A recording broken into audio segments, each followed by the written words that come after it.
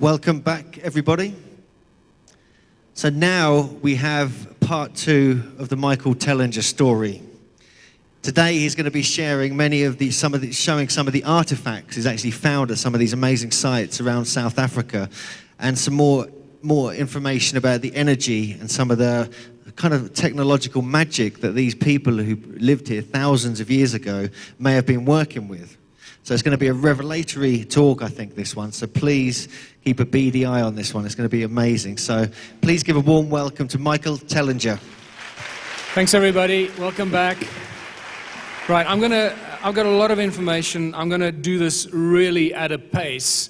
Also, because I know that sitting and listening to this kind of stuff can get a little bit overwhelming. So I'm going to try and entertain you at the same time, to the best of my ability. Yes.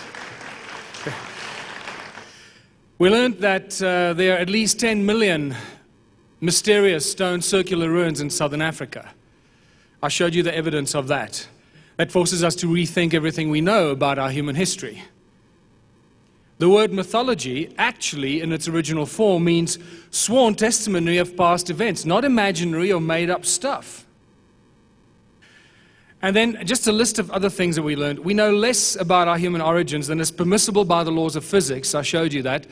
10 to the minus 34, Planck's constant. We know less than that. And that is a very important thing for us to consider. These are not simple things for us to wrap our heads around and our minds around.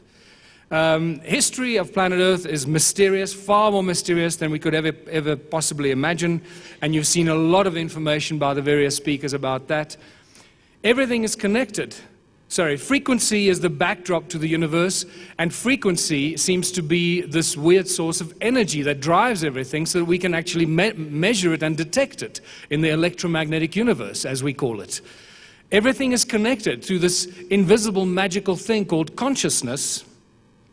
The evidence of antiquity is all around us. I think you've seen enough evidence of that from the various presenters and speakers here yesterday and in your lives before. Evidence of advanced ancient technology is all around us, and I'm going to share some of that with you today.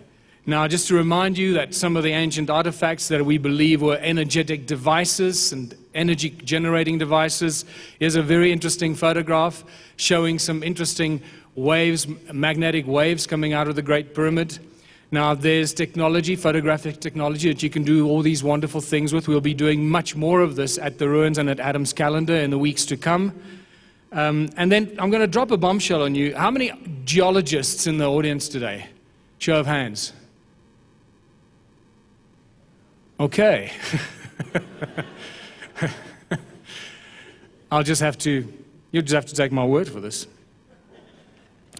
Stonehenge is a lot older than anyone's ever possibly imagined. Much, much older. And I dropped this on the people at Megalithomania last year, just to show you some geological evidence that I believe irrefutably shows that we're dealing something extremely old, not just a few thousand years old, but hundreds of thousands, if not millions of years old.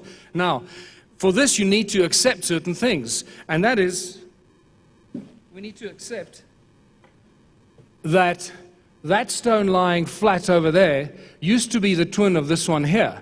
Apparently we get told that that's what it was, and they were joined by a lintel across the top. Then that one fell over and broke in 3 places. Well, when I walked in there, I was shocked to see this, because I work with rocks every day of my life, and I know what a fresh break looks like. I know what a break looks like that's a few years old and a few hundred years old and so forth. When you look at the break in that stone there, this is sarsen stone, apparently extremely hard. The erosion on that break is not something that would have happened in a few hundred, even in a few thousand years. So from a geological perspective, the stones do not lie to us. And you can see that we're dealing with something that's taken an extremely long time to erode. So wrap your heads around that, and I would put that in a few 100,000 years at least to get to that kind of level of erosion. The next very interesting phenomenon is this particular lintel. Now, no self-respecting builder or architect will put a lintel up that's got a crack in it.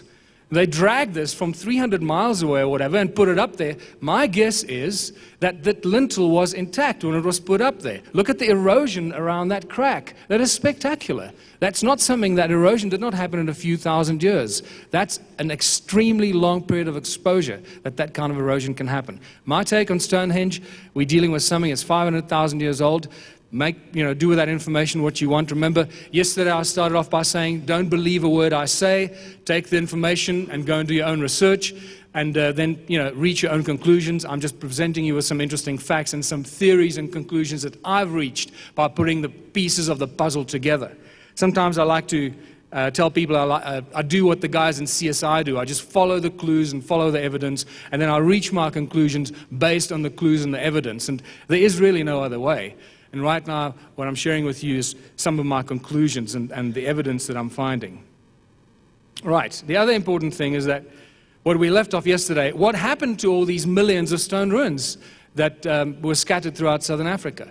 Well, remember yesterday you saw compelling evidence from Graham and from Andrew about this event called the flood, around 12,000 BC, in that time period, more or less. It seems that all ancient civilizations have a flood in their culture. They all talk about a giant flood that destroyed not only their civilization, but probably the world. Well, I believe it was that same flood that around that same period came across southern Africa and wiped out this advanced, technologically advanced gold mining civilization. And you can see it by the amounts of sediment on all the stone ruins that you see.